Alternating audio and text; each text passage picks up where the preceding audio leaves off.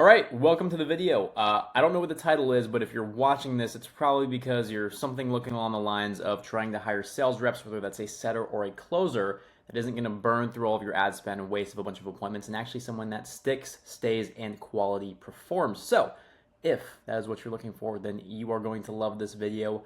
Let's dive into it. So, first things first, let me go ahead and minimize my screen so you guys can see everything that I am providing for you today. But the biggest things that you want to look for in sales reps. Now, first things and foremost, it's going to depend whether you're looking for setters and closers, but you're going to be looking for the same qualities. If you are hiring a closer, the three things that they need to have to come on and close from you from the very start, unless they're transitioning from a setter to a closer, is one, industry track record, as in they have had a track record of closing in a similar industry or something of the nature. So if you have a roofing marketing agency and someone sold for a solar marketing agency, that's good enough industry acumen to be able to come sell for you. Or if you sell to coaches and someone else has sold to coaches, that is perfect. Now, next thing is industry acumen. They actually have to know the industry, like specifically how these people speak, understand your ideal prospect types. Number three is going to be buy-in, making sure that they are 100% bought into your specific offer and that their vision fits directly within yours. Now, an honorable mention here is skill set. Now, obviously, we all know that's important, but these are some of the three most things as far as actual character, but also track record. Now, if you were hiring a setter, you will need about 2 out of the 3 of these, right? 100% buy-in, you definitely need, but as far as industry acumen and industry track record, you can either juggle one or the other. You don't need both, but buy-in is the most important thing that you need. Someone that's actually dedicated to learn, because someone could have all the knowledge, all the skill set in the world, but if they don't have the buy-in, they aren't going to actually progress when they join your offer. Now, this process I'm going to lay out to you here is how you could very, very specifically make sure that you hire the right reps that have all 3, if not 2 of these traits if you are looking for a setter. And this goes into what's called a 4-round interview process, to where most people, they end up hiring sales reps and they do maybe 1 interview tops, or maybe they'll do 2 interviews where it's like a little bit of a get to know you, and then maybe like a role play interview, and then they just hire them right off rip. That is not the way to do things. Maybe you'll find good skilled reps there, but you're not going to get people with actual buy-in, and you're not going to be able to test their actual track record and industry acumen as well as you could with this one process, along with many other things within character that we'll talk about here. Now, within this 4-round interview process, number 1 is you're going to want to have a group interview. You never want to do a bunch of one-on-one interviews to where you have like 10 people on your calendar in one day, 30-minute back-to-back slots. That's just not efficient unless you really, really want to have a bunch of intimate time with people that you never have met and may or may not even be qualified to sell for your offer. So a group interview, anywhere from 10 to 20 people. You don't want to really do over 20. If you could help it, you can, but it's just going to end up being a really, really long interview. But all at the same time, right? You want to have multiple people on and boost the authority of the offer versus just being on a one-to-one call trying to convince someone that the offer is valid. When you have more people, it's more buy-in, right? And so all the people, you want them to already have submitted a Loom video and actually their resume, not just a bunch of random people on a call, right? You want to make sure you have quality people on this call. But the things you're going to be looking for here is a good narrative. So like, what is their track record? Like a very, very brief understanding as kind of like, what they've done in the past, what they're hoping to accomplish on a role, what kind of training they've gone through. But also you want to understand a couple things like leadership, right? You want to make sure that they're someone that is, attractive to other people in the sense that other people would hire them as well. Leadership is making sure whoever raises their hand first, once you ask these questions, because you don't pick an order, is usually the person that is a leader. And when you are in sales, you need someone who is a leader that's going to lead your prospects into a sale. Kind of a no-brainer, right? The next thing here is towards the end of the group interview, you're not actually going to be making the decision on who you bring on. Now, I know that sounds crazy, but there's a common pattern here. See, when you have 10 to 20 people in a group interview, other than just you, but to everyone else, there is always just a couple individuals that stand out. And the people that stand out, 90% of the time are going to be the ones that you end up hiring. But it isn't always about your judgment, but everyone else's judgment as well. And so when you get to the end of your group interview, the question that you want to ask to everyone, and you don't want to pick someone individually, you want to understand, you want to see who's actually has humility.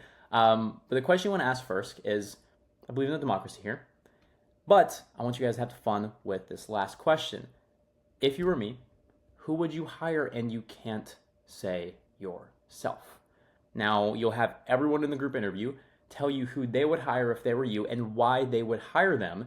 And usually only you're going to get a couple people. Now, those couple people you're going to take on to the next interview, which is where you're getting very, very deep into their specific character, right? Obviously, get an ideal criteria on their sales role, what kind of lifestyle they want. If you're asking them, what does an ideal remote lifestyle look like to you? And they're like, travel to Medellin, Bali. they're probably not going to work that hard. So making sure that you have a very defined idea of what an actual like work life looks like to them, but also what they're looking for in a sales role. Now, you also want to go very, very in depth on their past experience, as in what roles have they been on, why they've left roles in the past, what kind of specific training they went through, what they've invested into, what time frame they've been on roles. You want to get a very, very good idea of what patterns have prevented them from staying on offers in the past. What are some things that have made them perform? Everything that has made them good or bad up to this point, to get a very, very specific projection of how they might perform coming onto your offer. But the biggest thing you're looking for here is making sure they have the right and logistical real track record. They're a good culture fit, of course, as in like what their ideal lifestyle looks like who they are as an actual person, but also making sure their goals on what they're specifically looking for is very much aligned with what it is specifically you are offering to bring someone onto your team. And once you know that they're a good culture fit, they have the right track record, they have good character, now you want to test their skill set. Because if their skill set's shit, then you're probably not going to bring them on, especially not as a closer. As a setter, yeah, you could still bring them on, but you don't want to bring on a closer who has a great buy-in and industry experience, but is horrible at sales. Just doesn't make sense. He's going to love the offer, but you're probably going to end up firing him. He's probably going to burn money. So next one is a role play. Now, dependent on how nice you are, you don't have to send them a script. In fact, when I run these, I almost never send people scripts. I want to see how actually raw their talent and their skill is. I'll send them an overview of how the offer works prior to the call, and then have them go through how they would actually sell it to me on call. Now, at the very end of this call, you want to obviously make sure that they have a skill set. You want to do a mock call to where they're going through basically discovery all the way through objections. You don't need to go through the pitch necessarily. You can if you're able to present it to them, like give them context prior to the call. But the most important thing, other than skill set at the very end, is making sure they're coachable. So making sure that they are actually open to feedback. Now, whether you want to role play back with them, which is something I do when I have time, or just give them very, very specific points of feedback within their sales process on what they could improve on. Now, this doesn't work if you suck at sales as a sales manager or an owner. If you do, just get better. It's not going to go over nearly as well if you try to coach someone and then you tell them stuff that doesn't really make sense or that they already knew. You want to tell them new stuff. And they're going to see you as more of an authority this way as well and respect you more as well. So if you're hiring for a sales role, make sure you're actually good at sales yourself. Otherwise, you're never going to be able to attract the talent better than you unless you actually do bring on just a really good sales manager. But yeah, you want to make sure that they're able to reciprocate and actually briefly practice back the feedback that you give to make sure that they are coachable. And by this point, you should be able to make your decision on who you actually want to hire. And so whoever you want to hire, you want to bring them on the call, but you want to make sure it is an absolute hell yes to work with you.